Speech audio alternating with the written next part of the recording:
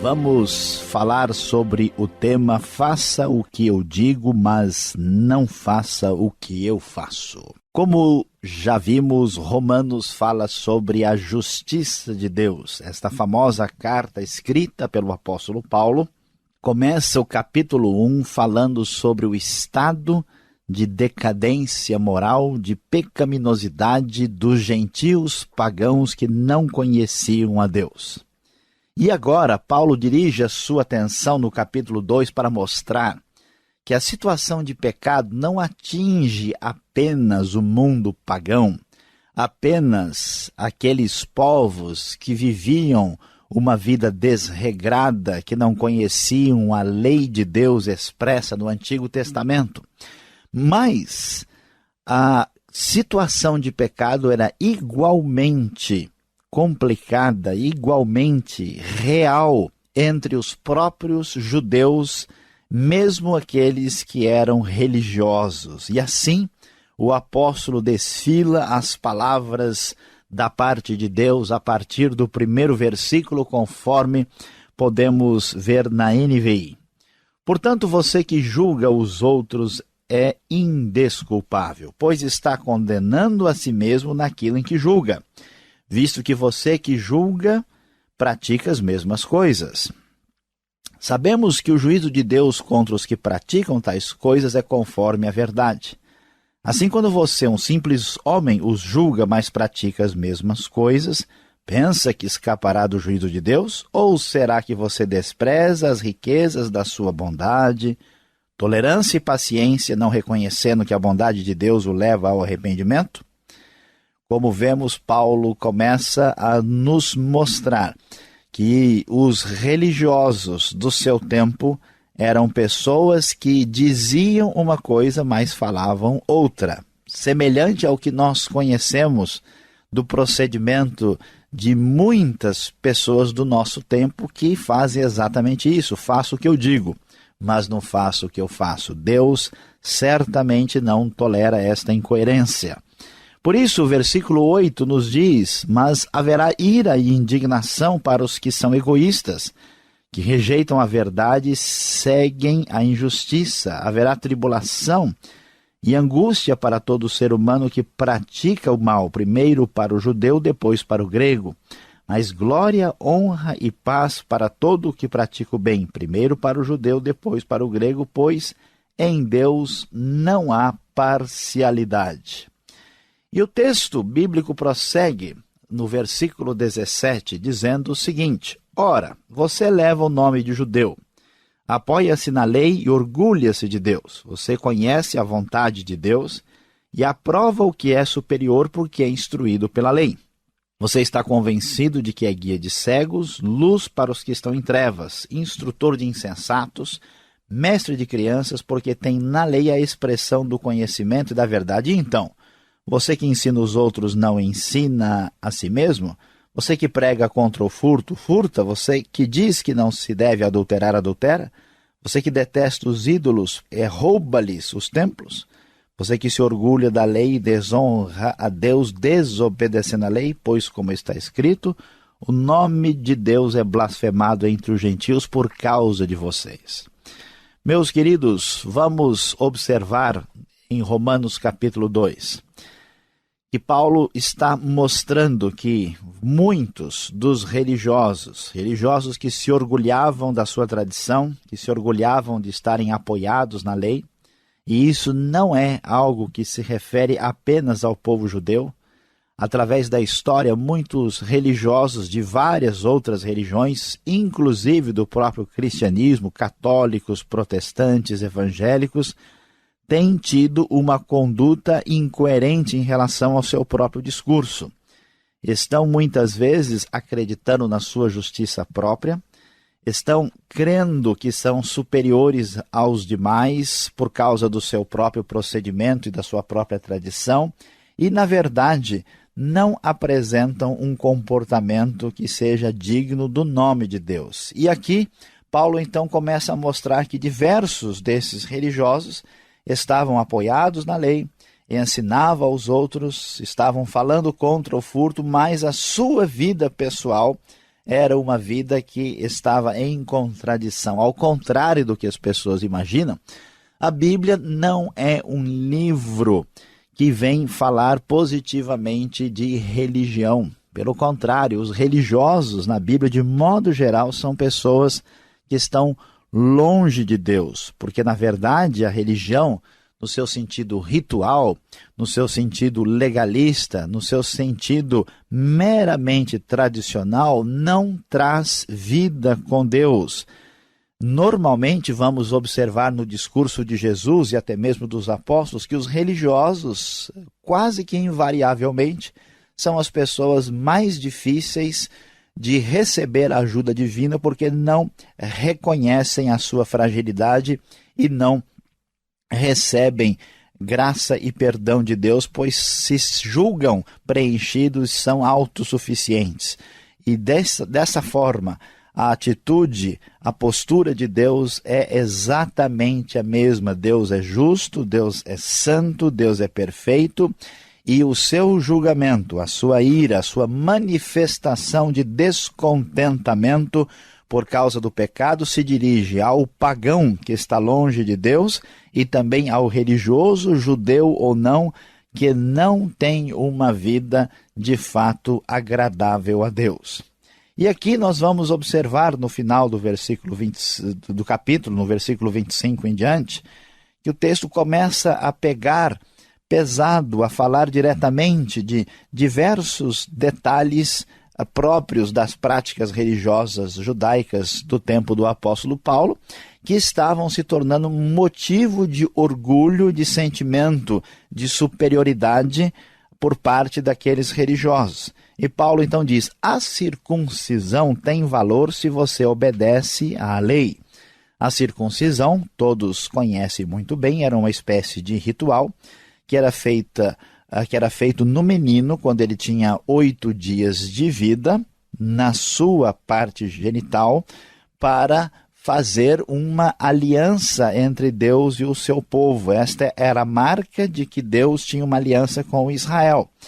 E muitos dos religiosos se achavam superiores porque tinham sido circuncidados. Então Paulo vai dizer: olha, a circuncisão, a aliança com Deus não vale só pelo sinal, mas ela tem valor se você obedece à lei, porque a lei fazia parte da aliança. Nós estudamos há pouco o livro de Êxodo e vemos lá que no Sinai Deus fez uma aliança com Israel, conforme os capítulos de Êxodo de 19 até 24, e nesta aliança foi dada a lei, que era a base de relacionamento com Deus. Então não adiantava nada ser circuncidado e ser uma pessoa absolutamente desobediente à lei.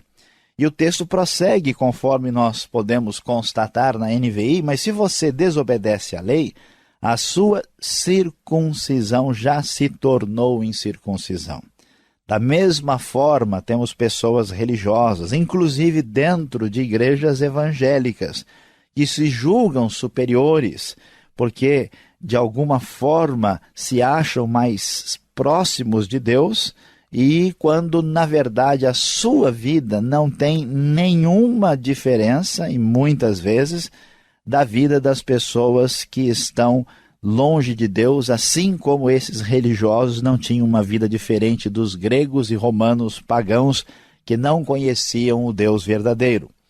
E o texto bíblico prossegue: se aqueles que não são circuncidados obedecem aos preceitos da lei, não serão eles considerados circuncidados? Aquele que não é circuncidado fisicamente, mas obedece à lei, condenará você que, tendo a lei escrita, a circuncisão é transgressor da lei. Aqui Paulo começa a mexer um pouco com esses religiosos, dizendo o seguinte: escute, veja bem, existem hoje gentios, até isso é importante porque na igreja de Roma, a igreja que é chamada, né, dos romanos, é uma igreja mista, composta de gentios e judeus que reconheceram Jesus Cristo como o Senhor e se tornaram cristãos. A questão é que alguns desses judeus são mais conhecidos como judaizantes em outros contextos. Eles, de alguma forma se sentem superiores espiritualmente aos demais, aos gentios. E Paulo começa a dizer o seguinte: olha, vejam só vocês, muitas pessoas que tiveram circuncisão, que conhecem a lei, na prática têm uma vida que não corresponde à verdade, enquanto que aqueles gentios pagãos, aquelas pessoas de quem a gente não poderia esperar absolutamente nada, esses gentios estão, por causa do que aconteceu na vida deles, porque eles tiveram um encontro verdadeiro com Deus, tiveram uma conversão a Cristo, agora eles estão vivendo de uma maneira a obedecer à lei muito mais adequadamente do que aqueles que conheciam a lei.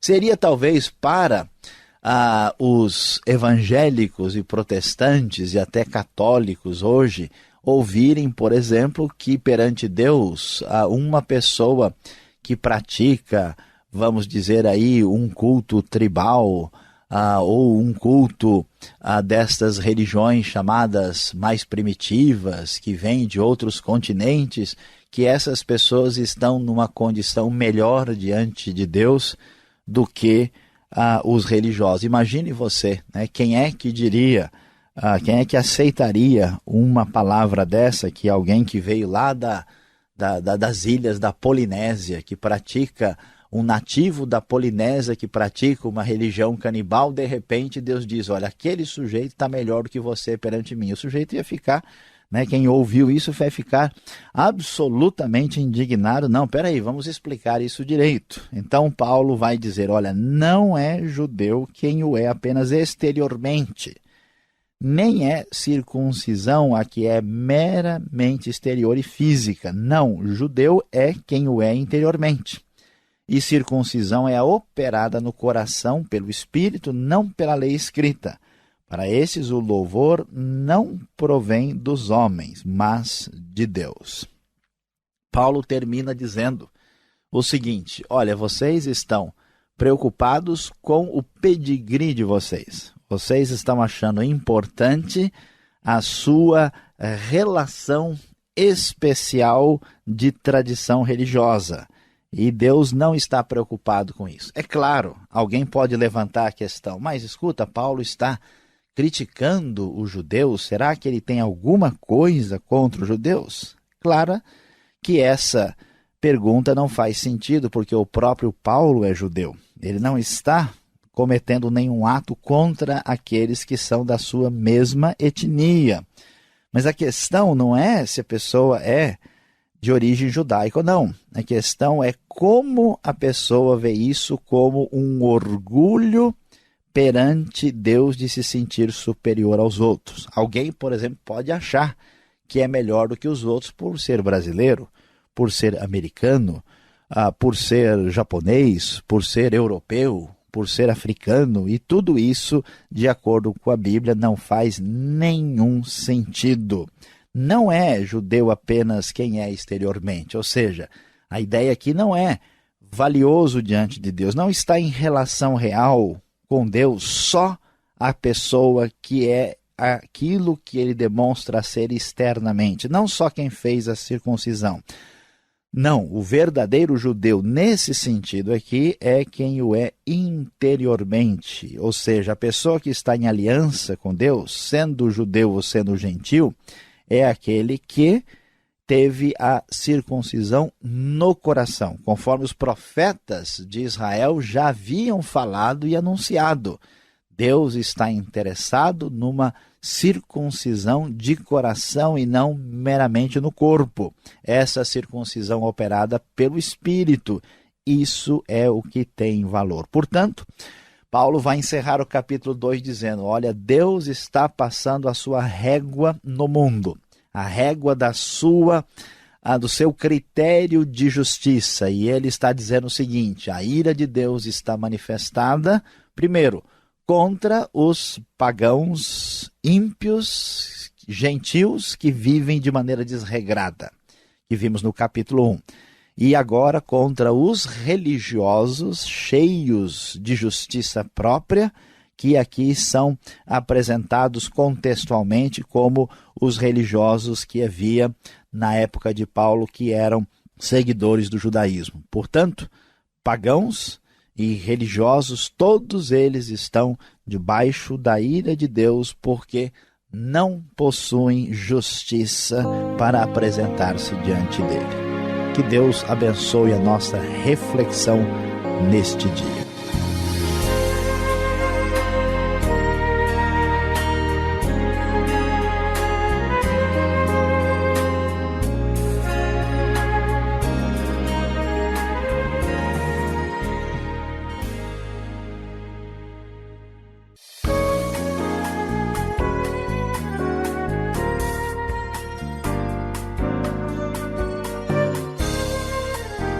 Ok, Saião, chegamos agora na segunda parte do programa.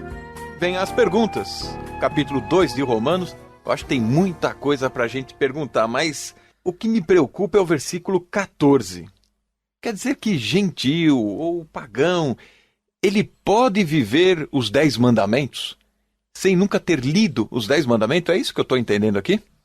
Pois é, Alberto, essa é uma das perguntas mais difíceis do livro de Romanos, porque é estranho, né? Como é que pode um gentio, quer dizer, aquele povo que nem era judeu e que vivia no paganismo, como é que pode se dizer que eles praticam naturalmente o que a lei ordena e se tornam lei para si mesmos e que as exigências da lei estão gravadas em seu coração?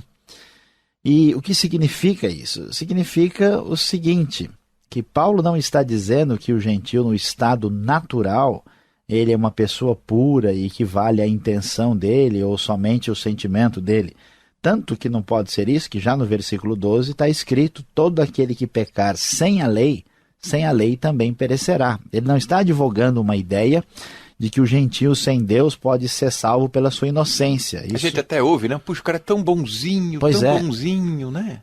Porque se o pagão pudesse ser salvo, né, pela sua inocência, seria um grande contrassenso e anunciar o evangelho a ele.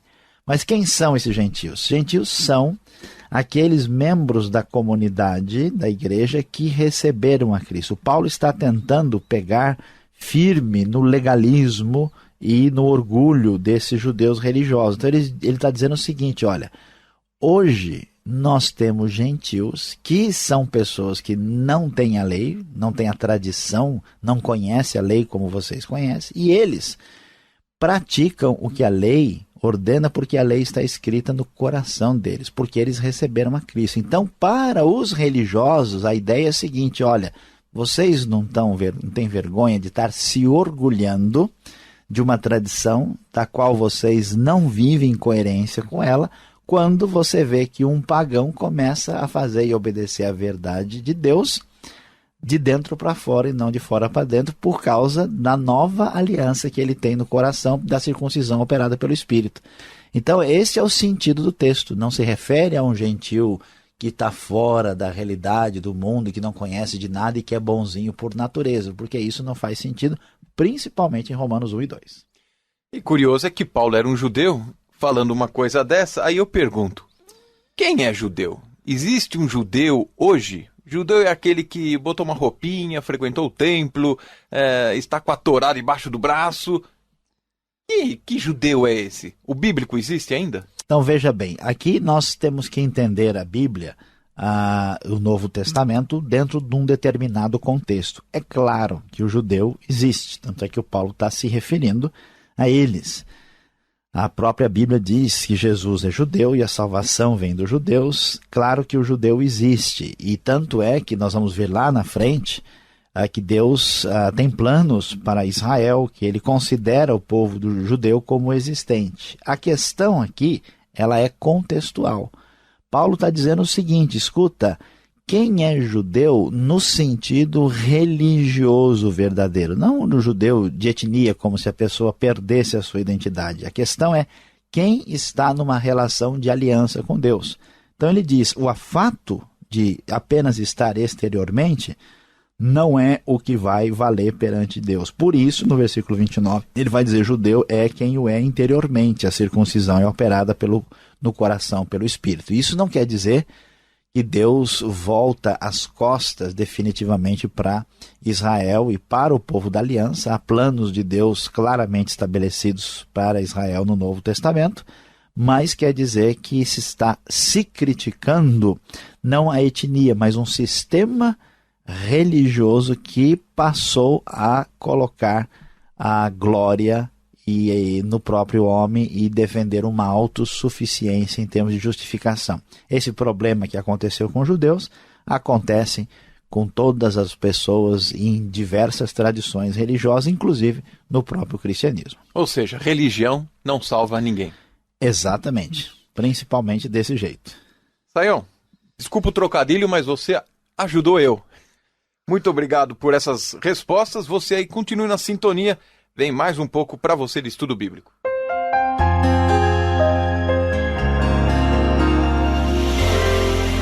Hoje estudamos Romanos capítulo 2 e vimos o tema faça o que eu digo, mas não faça o que eu faço. A grande verdade, certamente muito útil para todos nós, que esse texto está ensinando, é que coerência é tudo.